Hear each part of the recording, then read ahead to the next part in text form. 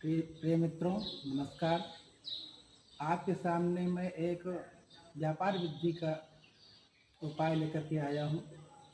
अगर आपको लगता है कि आपका व्यापार ठप हो गया है या पहले से कम चल रहा है, तो उसमें केवल आपको इतना करना है कि आधी बाल्टी पानी में थोड़ा सफ़ेद नमक, थोड़ा सा सेंधा नमक, थोड़ा सा फिटकरी डाल करके दुकान में पोछा लगाना है।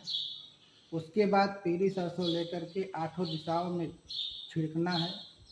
उसके बाद जो स्वर चल रहा है, जैसे चंद्र स्वर चल रहा है, नाक दाहिनी चल रही है, तो उस स्वर से संबंधित पैर को, जैसे बाईं नाक चल रही है तो बायां पैर, दाहिना नाक चल रहा है दाहिना पैर आगे करके जाके गद्दे में बैठना है।